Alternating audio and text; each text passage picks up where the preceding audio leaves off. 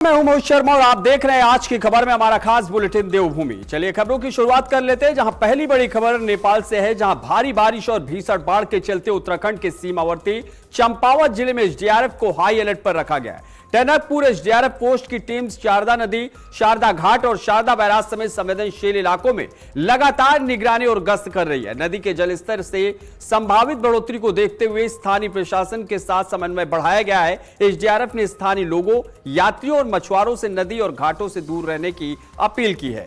Team को जीवन रक्षक उपकरणों के साथ 24 घंटे मुस्तैद रहने और किसी भी आपात स्थिति से तत्काल रेस्क्यू के निर्देश दिए गए हैं। तो ये बड़ी खबर हम आपको बता रहे हैं, जहां नदी तटों से दूर रहने की अपील की गई है। अभी नेपाल में हाल ही में जो ग्लेशियर कटने के बाद जो तूफान और तबाही आई है नेपाल में, उसके बाद ये मुस्तैदी बढ़ाई गई है। नेपाल में बाढ़ के वजह से एसडीआरएफ हाई अलर्ट पर है, जहां पर शारदा बैराज पर निगरानी तेज कर दी गई है। एनडीआरएफ और एसडीआरएफ दोनों टीमों को तैनात किया गया है।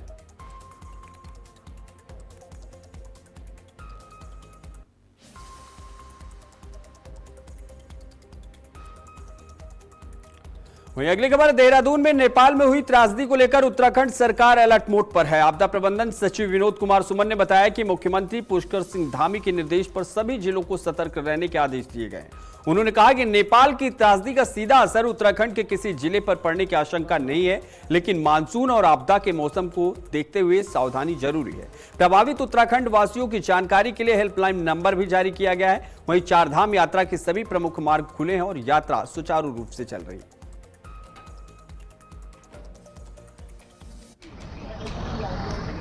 जो लोग नेपाल में जो दुखद त्रासदी हुई है, उसको देखते हुए उत्तराखंड के सभी जनपदों को अलर्ट में रहने के लिए कहा गया था। तो सभी को आदेश अलर्ट में रहने के लिए कल ही जारी कर दिया गया था। यह भी कहा गया था कि अगर उस हादसे में उत्तराखंड के कोई व्यक्ति प्रभावित हुए हैं किसी प्रकार से, तो उनके बारे में सूचना इकट्ठा की जाए। तो हम लोगों ने अपना हेल्पलाइन नंबर कल ही जारी कर दिया था और लोगों से रिक्वेस्ट किया था कि अगर कोई ऐसा है तो उसके बारे में बताएं हमको, ताकि हम सक्षम स्तर पर इस बात को उठा सकें और जानकारी उसके बारे में एकत्रित करने का प्रयास करें। तो वो अभी जानकारी आ रही है लोगों से, आने दीजिए, जानकारी आएगी तब हम सक्षम स्तर पर इस चीज़ को उठा के फिर आगे की कार्रवाई करेंगे। अगली खबर, नई टिहरी में मेडिकल कॉलेज निर्माण की मांग को लेकर शहर कांग्रेस अध्यक्ष कुलदीप पंवार का धरना 12वें दिन भी जारी रहा। इस दौरान उन्होंने क्षेत्र की उपेक्षा का आरोप लगाते हुए स्थानीय विधायक किशोर उपाध्याय, स्वास्थ्य मंत्री सुबोध उनियाल और मुख्यमंत्री पुष्कर सिंह धामी पर निशाना साधा। पंवार ने सरकार से नई टिहरी में मेडिकल कॉलेज निर्माण की मांग पूरी करने की अपील की। वहीं धरने को लेकर वाल्मीकि समाज नई टिहरी बैराड़ी का भी समर्थन मिला। समाज के अध्यक्ष दीपक पंवार ने कहा कि सरकार को मेडिकल कॉलेज को लेकर रखी गई मांगों पर जल्द फैसला लेना चाहिए।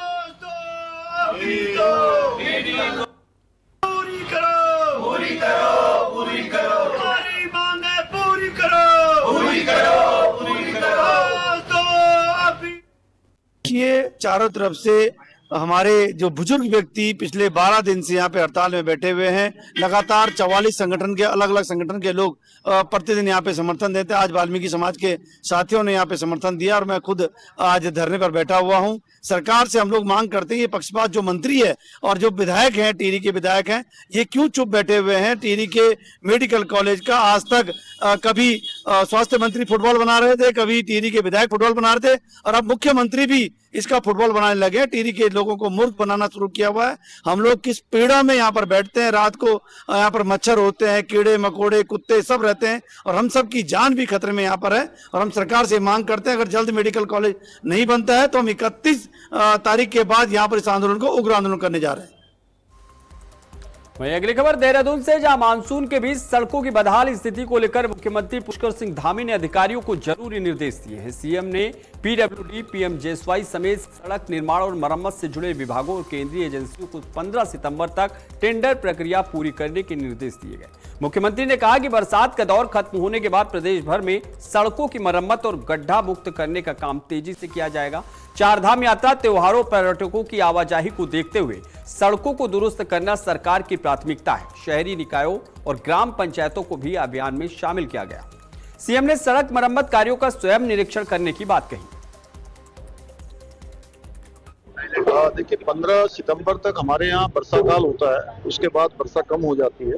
तो हमने कहा है कि सारे विभाग, चाहे वो हमारा PWD हो या PNGSY हो या अन्य विभाग जो भी सड़कों के क्षेत्र में काम करते हैं, जो हमारी अन्य एजेंसियां भारत सरकार की भी काम करती हैं, उन सभी से हमने कहा है कि वो अपनी सड़कों की मरम्मत के जो होने वाले टेंडर इत्यादि या निविदाएं हैं वो 15 तारीख तक संपन्न कर लें। उसके बाद सड़क सभी जगह ठीक करनी है, क्योंकि यात्रा भी चलेगी, त्योहार भी आ रहे हैं, तमाम प्रकार के लोगों का यहाँ आना जाना होता है, पूरे देश दुनिया के लोग आते हैं, तो उसका मैं स्वयं निरीक्षण करूंगा।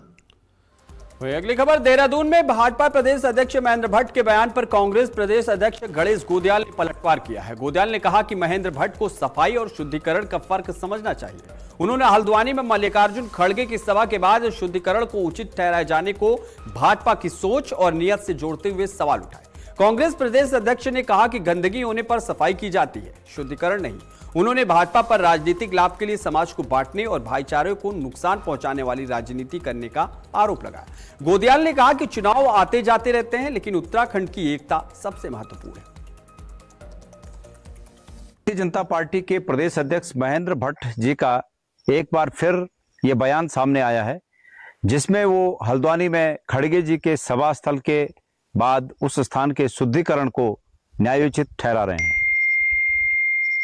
वैसे तो भारतीय जनता पार्टी के अध्यक्ष जी के बयान पर प्रतिक्रिया देना मैं उचित नहीं समझता, उनके बयान प्रतिक्रिया देने लायक ही नहीं होते हैं, लेकिन चूंकि वो भारतीय जनता पार्टी के अध्यक्ष हैं तो ये माना जाना चाहिए कि बार बार वो इस बात को कह रहे हैं कि वहां पर शुद्धिकरण उचित किया गया, तो ये माना जाना चाहिए कि ये भारतीय जनता पार्टी के जानबूझकर दिए गए उनकी नीति को दर्शाता है और जानबूझकर ये बयान दिया गया है।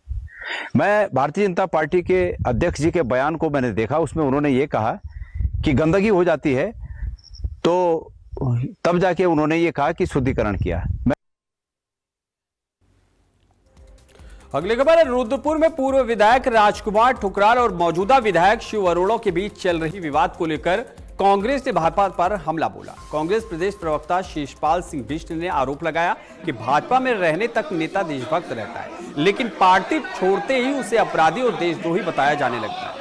उन्होंने कहा कि ठुकराल अब कांग्रेस की नीतियों से प्रभावित होकर पार्टी को मजबूत करने में जुटे हैं, जिसे भाजपा पचा नहीं पा रही। बिष्ट ने आरोप लगाया कि इसी वजह से विधायक शिव अरोड़ा बौखलाए हुए हैं और बयानबाजी कर रहे हैं।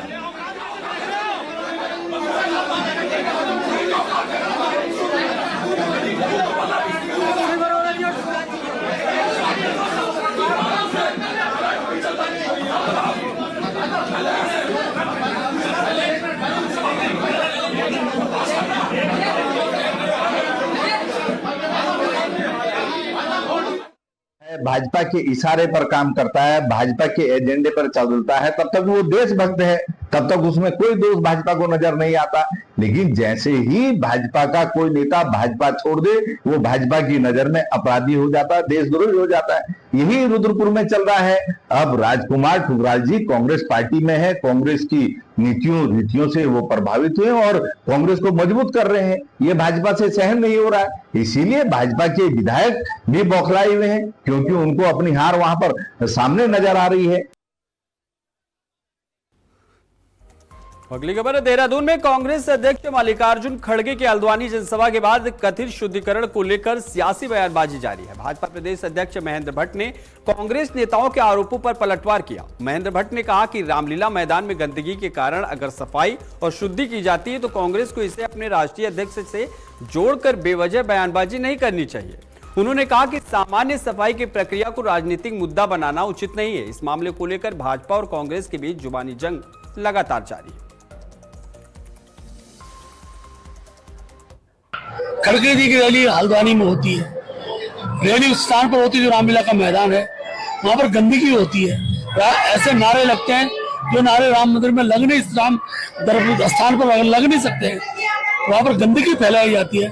उसका शुद्धिकरण अगर होता है तो किसी अनुसूचित जाति के व्यक्ति, मैं कह सकता हूँ कांग्रेस के लोग केवल अपने नेता को की खिल्ली उड़ा रहे हैं। अगली खबर है, देहरादून में मुख्यमंत्री पुष्कर सिंह धामी और प्रधानमंत्री नरेंद्र मोदी के जन्मदिन के अवसर पर भाजपा प्रदेश में सेवा कार्यक्रम आयोजित करेगी। भाजपा प्रदेश महामंत्री कुंदन परिहार ने बताया कि 16 सितंबर को सीएम धामी और 17 सितंबर को पीएम मोदी का जन्मदिन मनाया जाएगा। प्रधानमंत्री नरेंद्र मोदी के 25 वर्ष के सेवा, सुशासन और गरीब कल्याण के कार्यकाल को लेकर 17 सितंबर से 7 अक्टूबर तक विशेष अभियान चलेगा। इस दौरान स्कूलों में प्रतियोगिताएं, आंगनबाड़ी केंद्रों पर सम्मान और मातृ संवाद समेत 6 प्रमुख कार्यक्रम होंगे। 7 अक्टूबर को सेवा ज्योत कार्यक्रम आयोजित किया जाएगा। वहीं सेवा मेरा योगदान और सेवा सेतु अभियान के तहत श्रमदान और सरकारी योजनाओं का लाभ लोगों तक पहुंचाने का काम किया जाएगा।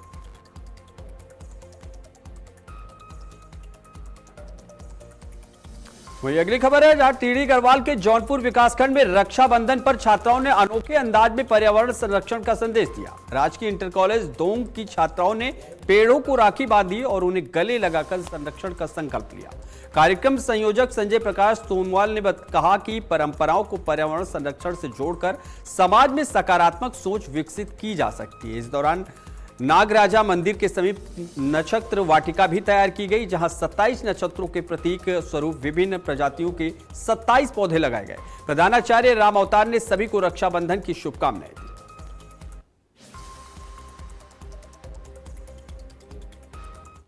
जय हिंद दोस्तों, हम JIC दोंग के विद्यार्थी आज रक्षाबंधन के पर्व में यहाँ पर एकत्र हुए हैं। रक्षा सूत्र को बांधकर यह संदेश देना चाहते हैं कि पेड़ लगाओ, पर्यावरण बचाओ। अगली खबर, रक्षाबंधन और जन्माष्टमी पर्व के मद्देनजर टिहरी गढ़वाल में खाद्य सुरक्षा विभाग ने विशेष जांच एवं प्रवर्तन अभियान चलाया है। जिलाधिकारी नितिका खंडेलवाल के निर्देशन में ढालवाला क्षेत्र में पनीर, खाद्य तेल, मिठाई और नमकीन चिप्स समेत विभिन्न खाद्य पदार्थों के 9 नमूने जांच के लिए लिए गए। इनमें पनीर का 1, खाद्य तेल का 1, मिठाई के 4 और नमकीन चिप्स के 3 नमूने शामिल हैं। सभी नमूने प्रयोगशाला भेजे गए। वहीं खाद्य निर्माण इकाइयों के परीक्षण के दौरान अनियमितता मिलने पर एक सुधार नोटिस भी जारी किया गया। विभाग ने मानकों का उल्लंघन मिलने पर नियमानुसार कार्रवाई की चेतावनी दी है।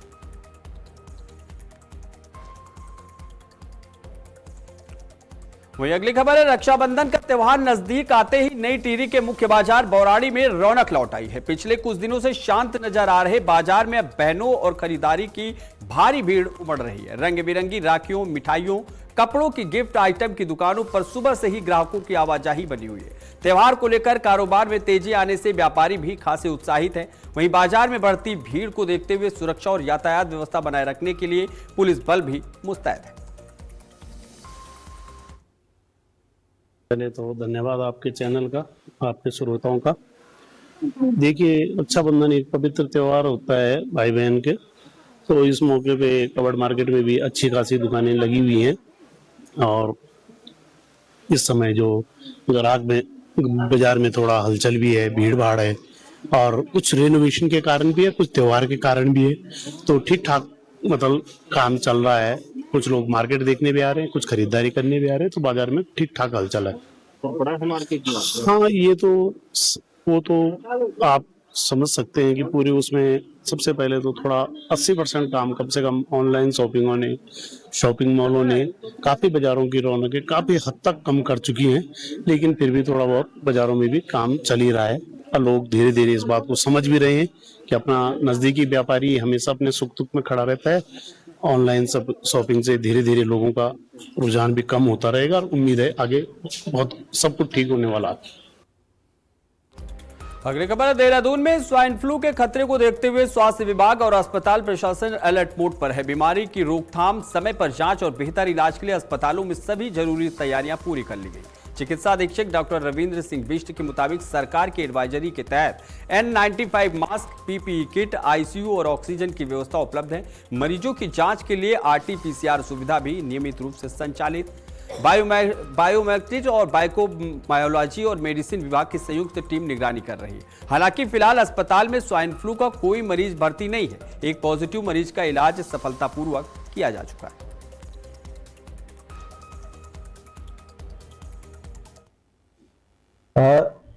स्वाइन फ्लू के बारे में मैं बताना चाहूंगा कि कल हमारे यहाँ एडवाइजरी जारी हो चुकी है। एडवाइजरी में जो जो इंस्ट्रक्शंस गवर्नमेंट ने हमें दिए थे वो ऑलरेडी हम फुलफिल कर रहे हैं और लगभग कोविड टाइम से हम लोगों ने, कोरोना टाइम से वो जो प्रोटोकॉल है वो आज भी हम वही फॉलो कर रहे हैं। जो N95 मास्क की रिक्वायरमेंट होती है, PPE किट की रिक्वायरमेंट होती है, ICU bed with oxygen supply की रिक्वायरमेंट होती है, वो सारे हमारे यहाँ अवेलेबल हैं। जो हम स्टार्ट करें तो किसी भी मरीज के साथ ये वो डायग्नोसिस वाला पार्ट आता है। तो डायग्नोसिस के लिए इसके लिए RT-PCR is the gold standard, जो कि हमारे यहाँ ऑलरेडी अवेलेबल है। ये कोविड टाइम में हमारे यहाँ इंस्टॉल हो गया था, तब से हमारे यहाँ RT-PCR हो रहे हैं, रेगुलरली होते हैं, और PCR जो रूटीन बेसिस पे होते हैं, वो दोनों इन्वेस्टिगेशंस हमारे यहाँ होती है। इसके अलावा जो भी रूटीन रिक्वायर्ड इन्वेस्टिगेशंस होती हैं, जो पेशेंट की वेलबींग के लिए रिक्वायर्ड होती है, तो वो हमारे यहाँ अवेलेबल हैं, और चाहे वो ब्लड इन्वेस्टिगेशन हो या रेडियोलॉजिकल इन्वेस्टिगेशन हो, तो they are available with us. अगली खबर है, रक्षाबंधन से पहले उत्तराखंड के बाजपुर में मिठाई की दुकानों पर प्रशासन ने बड़ी छापेमारी की। सुल्तानपुर पट्टी में हुई कार्रवाई के दौरान 3 से 4 दुकानों पर मिलावट का खेल सामने आया। कहीं कीड़े मकोड़े युक्त खोया मिठाइयां मिली, तो कहीं मिल्क पाउडर और रिफाइंड से नकली मावा तैयार किया जा रहा था। टीम ने करीब 80 किलो मिलावटी खोया, 40 किलो बर्फी और 1.5 कुंतल केक लॉज बरामद कर वहीं पर नष्ट कर दिया। खाद्य विभाग ने सैंपल लेकर आगे की कार्रवाई शुरू कर दी। प्रशासन ने मिलावटखोरों के खिलाफ अभियान जारी रखने की भी बात कही है। जी के और जिलाधिकारी महोदय के निर्देश के क्रम में आज खाद्यान्न विभाग और जो तहसील राजस्व विभाग की टीम है, उसके साथ सुल्तानपुर पट्टी में 3 से 4 दुकानों को चेक किया गया है, जिसमें कि जो अभी आप देख रहे हैं कि जैसा कि त्यौहार सारे आने वाले हैं, और उसके क्रम में इन दुकानों को जब चेक किया गया तो इसमें जो मिठाई थी एक दुकान पर, वो जो उसके मानक हैं उसके अनुरूप और स्वच्छता के साथ नहीं बनाई जा रही थी, उसमें कीड़े मकोड़े भी पड़े थे। वहाँ पर 50 जो किलो है मिठाई वो नष्ट कराई गई है और उसमें उनका चालान किया गया है। इसके अतिरिक्त अन्य दूसरे स्थान पर जो हमें वहाँ पर खोया मिला है, वो खुद जिनकी शॉप है उनके द्वारा स्वीकार किया गया है कि इसको उन्होंने जो रिफाइंड है और जो मिल्क पाउडर है उसे निर्मित किया है, और जो कि मानकों के अनुरूप नहीं था। सैंपलिंग कराने के बाद भी चूँकि उन्होंने इस बात को स्वीकार किया है, उस सारा जो 2.5 से 3 कुंटल जो ये मावा और मिठाई था, इसको यहाँ पर नष्ट करा दिया गया है, और पृथक से इसमें खाद्यान्न विभाग के माध्यम से चालानी कार्रवाई भी की जा रही है। इसके साथ ही उसे अपील करना चाहती हूँ कि जो भी इस तरीके की गंदगी के साथ मिलावटी मिठाई बना रहे हैं, वो कृपया करके इस तरीके का कार्य ना करें, क्योंकि इसमें कड़ी कार्रवाई लगातार जारी रहेगी। वहीं अगली खबर है, त्योहारी सीजन में मिलावटखोरी पर टिहरी जिला प्रशासन ने सख्ती बढ़ा दी है। जिलाधिकारी नितिका खंडेलवाल के निर्देश पर चंबा बाजार में खाद्य सुरक्षा, पूर्ति और पुलिस विभाग की संयुक्त टीम ने मिठाई की दुकान, डेयरी और रेस्टोरेंट का निरीक्षण किया। इस दौरान मिठाई के 4, अनाज उत्पाद के 3, दही के 1 और अन्य खाद्य पदार्थों के 2 समेत कुल 10 नमूने लिए गए। सभी सैंपल जांच के लिए अधिकृत प्रयोगशाला भेजे गए। प्रशासन ने साफ किया है कि जांच में मानक फेल होने पर संबंधित कारोबारियों के खिलाफ खाद्य सुरक्षा एवं मानक अधिनियम के तहत कार्रवाई की जाएगी। वहीं उपभोक्ताओं से भी खरीदारी में गुणवत्ता और स्वच्छता का ध्यान रखने की अपील की गई। अगली खबर है, टिहरी गढ़वाल में जिलाधिकारी नितिका खंडेलवाल ने तहसील टिहरी का निरीक्षण कर विभिन्न अनुभागों, अभिलेखागार और एसडीएम न्यायालय की व्यवस्थाओं का जायजा लिया। इस दौरान नजारत संग्रह, अधिष्ठान, एसडीएम न्यायालय और मॉडर्न रिकॉर्ड रूप में रखे दस्तावेजों और पंजिकाओं का निरीक्षण किया गया। जिलाधिकारी ने न्यायालय में दर्ज और निस्तारित होने वाले मामलों की पत्रावलियों का नियमानुसार रखरखाव सुनिश्चित करने के निर्देश दिए। उन्होंने कहा कि प्रत्येक प्रकरण की फाइल पर संबंधित अधिकारी के हस्ताक्षर और कार्यालय की मुहर अनिवार्य रूप से हो। साथ ही कार्यवाही के बाद पत्रावलियों को 24 घंटे के भीतर रिकॉर्ड करने और सभी अभिलेखों को अद्यतन रखने के निर्देश दिए। अगली खबर है, देहरादून में सावन के पावन महीने में श्री टपकेश्वर महादेव की 26वीं ऐतिहासिक भव्य शिव बारात की शोभा यात्रा निकाली गई। श्री टपकेश्वर महादेव मंदिर सेवा दल की ओर से आयोजित इस यात्रा में संत महंतों के साथ हजारों श्रद्धालु शामिल हुए। नगर परिक्रमा के दौरान हेलीकॉप्टर से पुष्प वर्षा कर शोभा यात्रा का स्वागत किया गया। मुख्यमंत्री पुष्कर सिंह धामी ने शोभा यात्रा का शुभारंभ किया और इसे भक्ति का सागर बताया। वहीं मंदिर के महंत भरतगिरी महाराज और जंगम शिवालय के महंत कृष्णगिरी महाराज ने श्रद्धालुओं को शिव बारात की शुभकामनाएं दी।